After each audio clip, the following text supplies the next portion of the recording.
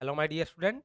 In this question, it is mentioned consider a simple checkpoint protocol with the following set of operations in the log file.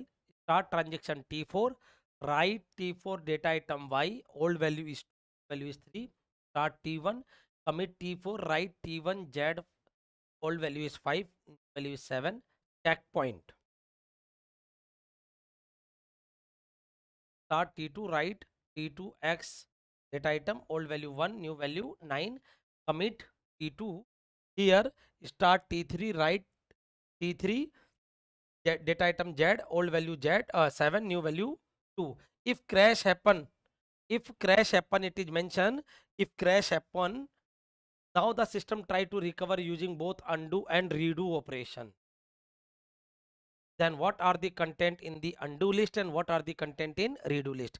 तो ये पूछ रहा है अगर crash हो जाता है तो कौन कौन से ट्रांजेक्शन्स आपके अंडू लिस्ट में जाएंगे और कौन कौन से ट्रांजेक्शन आपके रीडू लिस्ट में जाएंगे जिसमें अपन को रीडू ऑपरेशन परफॉर्म करना है. Option A undo T3 and T1 redo T2. Option B undo T3 and T1 redo T2 and T4. Option C undo none, कुछ भी अंडू नहीं करना है, redo all operations all transaction T1 T2 T3 T4. Option D undo T3 T1 and T4 and redo only T2. So my dear student, what is the concept in checkpoint? When the checkpoint use, that means till now that data store in the stable storage, and so whatever transaction commit before the checkpoint not require redo or undo operation. कहने का मतलब है जो transaction check point से पहले commit हो चुके हैं ना तो उन्हें रीडू करना है और ना ही उन्हें अंडू करना है. और जो ट्रांजेक्शन चेक पॉइंट के बाद कमिट हो रहे हैं, जो ट्रांजेक्शन चेक पॉइंट के बाद कमिट हो रहे हैं उन्हें अपन रीडू करेंगे और जो ट्रांजेक्शन कमिट नहीं हुए हैं अभी तक उन्हें अपन अंडू. आप इधर देखते हो कि T4 तो आपका चेक पॉइंट से पहले ही कमिट हो चुका है.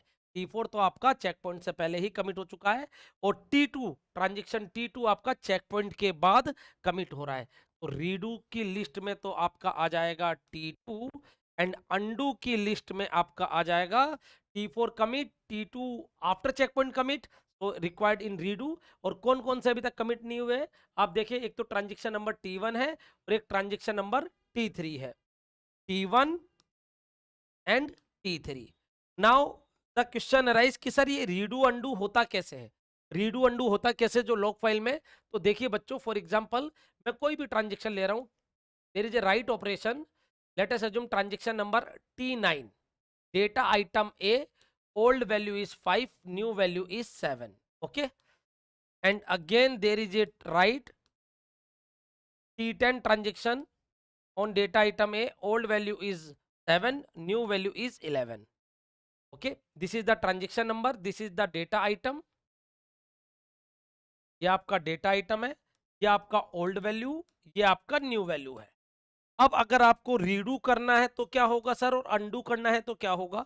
तो रीडू तो आपका, रीडू जो है, रीडू में आप टॉप टू बॉटम चलेंगे. रीडू अगर आपको करना है, रीडू आपको करना है तो आपको लेटेस्ट वैल्यू लेनी है. फॉर एग्जांपल ए का वैल्यू पहले कितना था 5, अब कितना हो जाएगा 7. यहाँ ए का वैल्यू अब कितना मिला 7, अपडेटेड वैल्यू क्या आ जाएगी 11. क्लियर बच्चा. तो in redo case A value is 11. This is redo operation, is redo operation top to bottom my dear. और अंडू में क्या होता है ओल्ड वैल्यू, अंडू में क्या होता है बच्चों ओल्ड वैल्यू. तो ओल्ड वैल्यू के लिए अपन कैसे करेंगे bottom to top. For example अगर मेरे को अंडू करना है, अंडू करना है तो क्या करूंगा मैं, ए का वैल्यू पहले 11 था, दिस इज अंडू. ए का वैल्यू पहले 11 था, 11 से क्या आ जाएगा आपका 7, और अब 7 से कितना आ जाएगा 5. अंडू के केस में final value of A is 5. तो what is the meaning of undo, you know ना, अंडू करना, सारे मॉडिफिकेशन को अंडू कर देना, इनिशियल पे ले आना यू कैन से. तो पहले 11 था, 11 से 7, 7 से 5. तो this is the meaning of undo, this is the meaning of redo. And here what is asking कि which transaction in this, here I am taking example, nothing else. In this transaction it is asking कि which transaction in the redo list and which transaction in the undo list. So you can say T2 तो आपका redo में आएगा और T1 और T3 undo में आएगा. तो T1 और T3 undo में और T2 redo में आ जाएगा बच्चों. तो A is the correct answer for this question. Hope so you get it. Thank you everyone.